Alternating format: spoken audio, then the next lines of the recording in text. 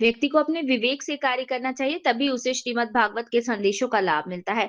इस बात को सिद्ध करने के लिए व्यासपीठ पर विराजमान श्री राधे महाराज ने श्रीमद् भागवत कथा सुनते हुए अपने प्रवचन करते हुए बताया कि एक हाथी पर महावत बैठा था। हाथी मदमस्त होकर पागल हो गया।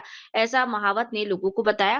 वो जोर जोर से चिल्लाकर कह रहा था कि सभी लोग दूर हो जाओ, हाथी नुकसान पहुंचा सकता है। ये मदमस्त पागल हो रहा था, सभी इलाके के रास्ते से हट जाओ। लेकिन एक व्यक्ति ने कहा कि हमारे गुरुजी ने कहा था कि सबके अंदर भगवान है, तो हाथी के अंदर भी भगवान है। फिर हाथी के अंदर का भगवान हमें कैसे नुकसान पहुंचाएंगे? वो अड़िग हाथी के रास्ते में खड़ा रहा।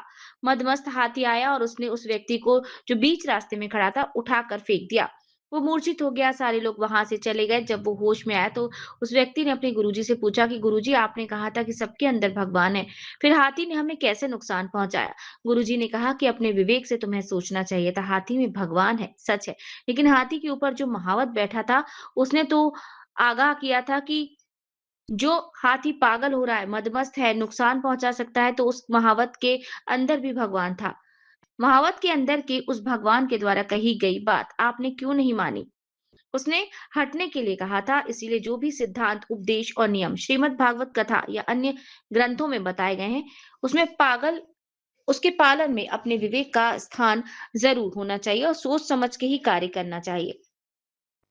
इस आयोजन में दूर-दूर से लोग आए, जिसमें होशंगाबाद से गुजरात तीजी, देवास से वर्मा जी और चित्रकूट से विनीता, सविता, सृजन और बहुत सारे लोग, भारती आश्रित, मुल्ला कांति, संतोष सरल, बैनीबाई, प्रेमप्रीत, रानू पूजा, राखी, आकाश और अन्य लोग पहुंचे। सभी ने गुरु दीक्षा भी ली और दोपहर 1 बजे से लेकर आरती के और समापन में प्रसाद वितरण हुआ और शाम तक भागवत कथा का लाभ लेकर प्रसाद लेकर गए और भागवत कथा का श्रवण कर लाभ प्राप्त करें, ये कहा।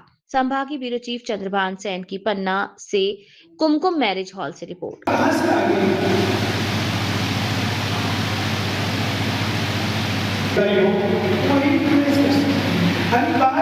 आवाज कहीं हो जाती है तो समझ गए कोई उनकी महान विभूति है।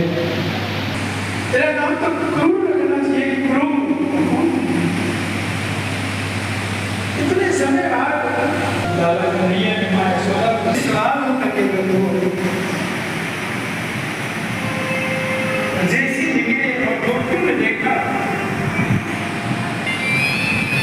सारी गोपियों ने रथ को घेर लिया। इससे आप पढ़ाती हैं,